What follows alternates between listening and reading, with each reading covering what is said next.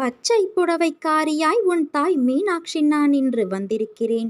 நீ ஏன் ஒரு சிறு விஷயத்தை கூட பெரிய விஷயமாக பார்க்கிறாய்? அனுசரித்து போக வேண்டும் என்று சொல்கிறேன். பொறுமையை கையாண்டு வாழ்பவர்கள் வாழ்க்கையை ஜெயிப்பதற்கு பிறந்தவர்கள்.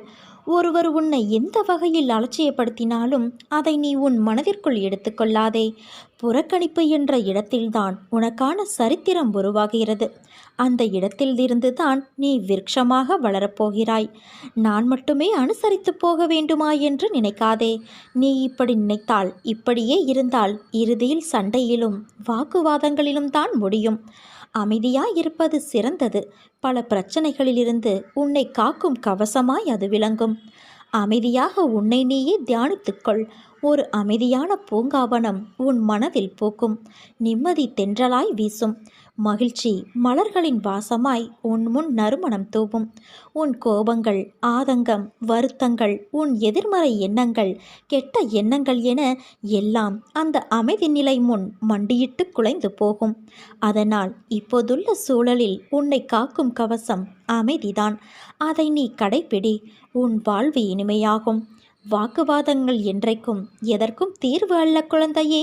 அதை நீ ஒருபோதும் செய்யாதே. ஒருவர் உன்முன் செய்கின்ற செயல் உனக்கு பிடிக்கவில்லை என்றால் தன்மையாக சொல்லிப்பார். கேட்கவில்லை என்றால் அவர்களை விட்டு நகர்ந்து வந்துவிடு. அவர்களிடம் வாக்குவாதங்கள் செய்தால் உன் நிம்மதிதான் பறிபோகும். அதற்கு என்றைக்குமே இடம் கொடுக்காதே. நீ ஜெயமாக எல்லா செல்வ வளங்களையும் பெற்று சீரும் சிறப்புமாய் நல்ல பெயரோடு நிம்மதியான வாழ்க்கையை வாழத்தான் போகிறாய். ஒரு முறை நன்றாக என்னை பார். உன் கண்களை மூடி உன் வேண்டுதலை மனதார சொல். பொறுமையோடு இரு. உன் கவலைகள் அனைத்தும் காணல் நீராகிவிடும். நான் எங்கும் இருக்கிறேன். நீரிலும் நிலத்திலும் காய்ந்து போன கொம்பிலும் மனிதர்களிடையேயும் வனத்திலும் இந்த தேசத்திலும் வெளி தேசங்களிலும் எங்கும் இருக்கின்றேன். நான் எந்த தேசத்தின் எல்லைகளுக்கும் முற்பட்டவள் அல்ல. ஒளியுடைய ஆகாயத்திலும் நான் வியாபித்து இருக்கிறேன். என்னை வேறு ஒன்றிலும் நாட்டமில்லாமலும் பிரதிபலன் ஏதும் எதிர்பாராமலும் இரவு பகலாக தொழுபவன் இரண்டென்னும் மாயையை வென்று என்னோடு ஐக்கியமாகிவிடுகிறான். வெள்ளத்தை விட்டு இனிப்பு வெளியே சென்று விடலாம். கடல் அலைகளை பிரிந்து விடலாம். கண் கருமணியை பிரியலாம். ஆனால் என் கபடமற்ற விசுவாசமுள்ள பக்தன் என்னிடமிருந்து வேறுபடமாட்டான். என் தங்கமே, இன்பமயமான வாழ்க்கை இந்த நிமிடத்திலிருந்து ஆரம்பமாகிவிட்டது. உன் துன்பங்கள் முடிந்துவிட்டது. இனி உனக்கு எல்லாம் சுகமே. உன் இல்லத்தில் இருள் நீங்கி வெளிச்சம் வந்து விட்டது குழந்தையே. நீ படும் துயரமும் அனுபவிக்கின்ற மன இறுக்கமும் அழுகின்ற அழுகையும் என்னை பாடாய்படுத்துகிறது. இனி உன்னை நான் அதிகமாக நேசிக்கப் போகிறேன். இதுவரை உனக்கு நடந்த கெடு பலன்களையெல்லாம் நான் மாற்றி அமைக்கப் போகிறேன். அவசரப்பட்டு செய்யும் செயல்கள் எதுவும் அந்த இலக்கினை சென்று சேர்வது இல்லை. நடந்ததையே நினைத்து கொண்டு இருக்காமல் நடக்கப் போவதை பற்றி யோசி. முயற்சி என்பது ஒரு விதை போல. அதை நினைத்து விதைத்து கொண்டே இருக்க வேண்டும். அதில் சில விதைகள் வளரும், சில விதைகள் மண்ணுக்கு உரமாகிவிடும். இதுதான் உலக நியதி. நடக்கும் விஷயங்கள் எதுவும் நம் கையில் இல்லை என்றாலும் நாம் விடாமுயற்சி செய்து கொண்டே இருந்தோம் என்றால் நாம் கண்டிப்பாக சரியான இலக்கினை அடைய முடியும். அதை அடைவதற்கு அவரவர்களுடைய கடமையை செய்வது மட்டுமே பிரதிபலன். ஆனால் வேறு எந்த விதமான பிரதிபலனையும் எதிர்பார்க்காமல் செய்யும் கடமை கடவுளை நெருங்குவதற்கான ஒரே வழி பொறுமையும் நம்பிக்கையும் மட்டுமே. இந்த இரண்டும் இருந்தது என்றால் நம் வாழ்க்கையில் எல்லா இன்பமும் நம்மை தேடி வரும். பிரச்சனையை பார்த்து பயந்து ஓடாதே. அந்த இறைவனின் மேல் பாரத்தை போடு. வரும் பிரச்சனைகள் எல்லாம் வந்த வழியிலேயே போய்விடும். என் தங்கமே, தருவதற்கு நானும் பெறுவதற்கு நீயும் தயாராக இருக்கின்றோம். உன் மனதை அடக்கு. அதை ஒருநிலைப்படுத்தி முழுவதுமாக என் மீது திருப்பு. என்னுடைய லீலைகளை, நான் உனக்கு அளிக்கும் ஆத்மானந்த வைபவத்தை அநேக சமயங்களில் நீயே உன் கண்களால் பிரத்யட்சமாக பார்த்திருக்கிறாய். அப்படி இருக்கும்போது நீ எதற்காக கவலைப்படுகிறாய்? ஏற்ற காலத்தில் அனைத்தையும் நான் சரி செய்து விடுவேன்.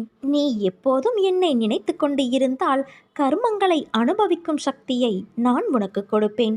அது துன்பம் என்ற எண்ணம் உன்னில் ஏற்படாதவாறு நான் இருக்க செய்வேன். அம்மா, என் நிலைமை கொஞ்சமும் மாறவில்லையே. நானும் உங்களை விடாமல் வணங்கிக் கொண்டே இருக்கிறேன். எனக்கு ஒரு பதிலை நீங்கள் இன்று சொல்ல வேண்டும் என கேட்டிருந்தாயல்லவா? ஒரு விதையை விதைத்துவிட்டால் அதன் செயல்கள் ஆரம்பமாகிவிடும். அதற்குரிய காலத்தில் அதன் பூக்கள் பூக்கும், காய்க்கும்.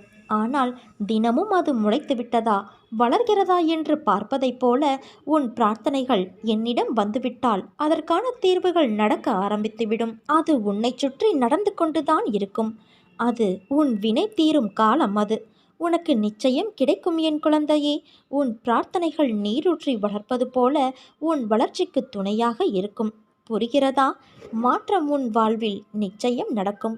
உனக்கு சஞ்சல புத்தி எப்போது ஏற்படுகிறது தெரியுமா? எல்லாம் இருக்கும் போதும் ஏற்படும், எதுவும் இல்லாத போதும் ஏற்படும். பொறுப்பில்லாமல் வாழ்க்கையை ஆரம்பித்து நடத்தும் போதும், பொறுப்போடு நடந்தும் தோல்வியின் பாதையில் போகும்போதும் ஏற்படும். மனசாட்சியோடு நடந்து கொள்ளும் போதும் ஏற்படும். ஏதோ ஒரு எதிர்பார்ப்பு மனதில் இருக்கும் போதும் ஏற்படும். அப்படியானால் எல்லா நிலைகளிலுமே சஞ்சல புத்தி ஏற்படுமா என்றால் நிச்சயமாக ஏற்படும். வாழ்க்கையில் நிறைய சாதிக்க வேண்டும் என்ற எண்ணம் இல்லாவிட்டாலும் தன்னிறைவோடு வாழ வேண்டும் என்ற எண்ணத்திலாவது ஒருவர் வாழ வேண்டும். இதற்காக தொழில் செய்கிறோம், வேலைக்கு செல்கிறோம், நமக்கென கடமைகள் இருக்கின்றது. அது தனது திருமணமாக இருக்கலாம், வீடு கட்டுவதாக இருக்கலாம், பிள்ளையின் படிப்பாக இருக்கலாம், தொழிலை பெருக்கும் ஒரு முயற்சியாக இருக்கலாம், அல்லது வாழ்வில் முன்னேற ஏதோ ஒரு வழியாகவும் இருக்கலாம். அவற்றை சரியாக செய்ய வேண்டும் என்று முனையும் போது பிரச்சனையை சந்திக்கிறோம். எந்த பிரச்சனையாக இருந்தாலும் அது கொதிக்கின்ற எண்ணெயை போன்றது. இளம் சூடாக இருக்கும் வரை இதமாக இருக்கும். கொதிக்க கொதிக்கத்தான் உடல் வெந்து போகும். ஆமை இருக்கிறதே, அதை கொல்வதற்காக ஒரு பாத்திரத்தில் நீரை ஊற்றி கொதிக்க வைப்பார்கள். நீர் இளம் சூடாக இருக்கும் வரை இதமாக இந்த தண்ணீர் போல எங்கும் தண்ணீர் இருக்காது என நினைத்து ஆமை கால்களை அகல விரித்து நீந்தத் தொடங்கும்.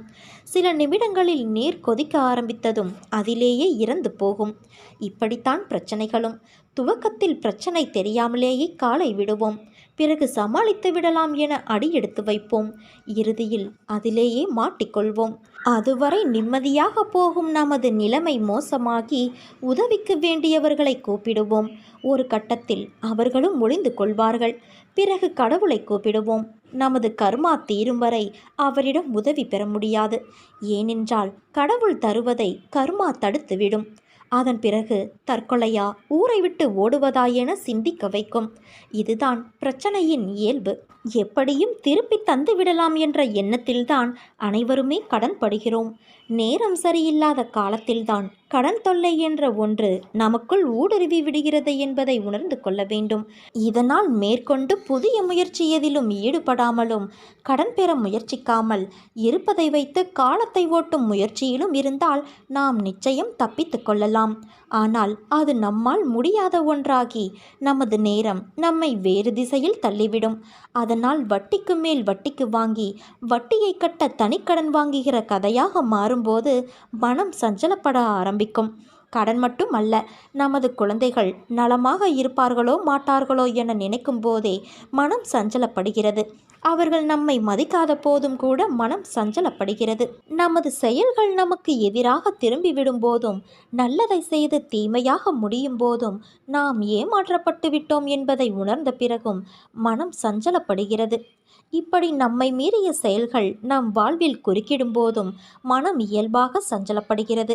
இந்நிலையில் இருப்பு கொள்ளாமல் தவித்து புலம்பிக் கொண்டு இருக்கிறோம். இத்தகைய நிலையை மனதிற்குள் வைத்துக்கொண்டு அலைபவனைத்தான் சஞ்சல புத்தி உள்ளவன் என்கின்றோம். ஆனால் என் குழந்தையான உங்கள் மனதில் உன் தாயான நான் ஒருபோதும் சஞ்சல புத்தியை ஏற்பட விடமாட்டேன். ஏனென்றால் அது குழந்தையின் நலனுக்கு நல்லதல்ல. உனக்கான காலத்தை நான் உருவாக்கிவிட்டேன். இன்னும் சில நாட்களில் நீ அதில் பயணம் செய்யப் போகிறாய். உன்னை கண்கலங்க விடமாட்டேன் குழந்தையே. உன்னை உயர்ந்த நிலைக்கு நான் மாற்றுவேன். நீ கண்கலங்கினால் என் மனம் வலிக்கிறது. நீ ஓடும் வரை துயரம் உன்னை துரத்தி கொண்டேதான் இருக்கும்.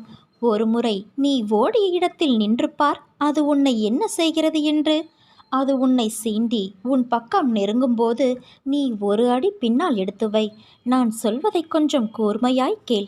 பின்னே அடி எடுத்து வைக்கும் உன் மனதில் நம்பிக்கை, பொறுமை, போராடும் தைரியமும் வேண்டும் என்று முனைப்போடு முன்னே செல். உன் இடத்தை பலமாக்க ஒரு அடி பின்னே வைத்து உன் புத்தியும் மனதையும் நேர்முகப்படுத்தி அதன் முன்னே விழித்து காட்டு. பிறகு உன்னை வருத்தி துரத்த நினைக்கும் எதுவானாலும் நிச்சயம் தூள் தூளாய் நொறுங்கி போகும். அழுகை என ஒன்றிற்கு பின்னால்தான் மன நிம்மதியின் உருவம் நம் மனதிற்கு உணர்ந்து தெரிய முடிகிறது. ஆனால் சந்தோஷத்திற்கு பின்னால் திருப்தி என்ற உணர்வு தோன்றுவது மிக கடினம். அதனால்தான் தோல்வியிலும் துன்பத்திலும் வெற்றி சந்தோஷத்தை விட மிக பெரியது என்று கூறுகிறேன். அந்த பக்குவம் உன்னில் வந்துவிட்டால் நீ வாழ்வில் ஜெயித்து கொண்டே இருப்பாய். அதனால் நீ எதற்கும் பயப்படாதே, கலங்காதே. உன்னில் நிச்சயம் வெற்றி என்ற தீபத்தை நான் ஏற்றுவேன். நீ எல்லா செல்வ வளங்களையும் பெற்று மகிழ்ச்சியான வாழ்வை பெறுவாய்.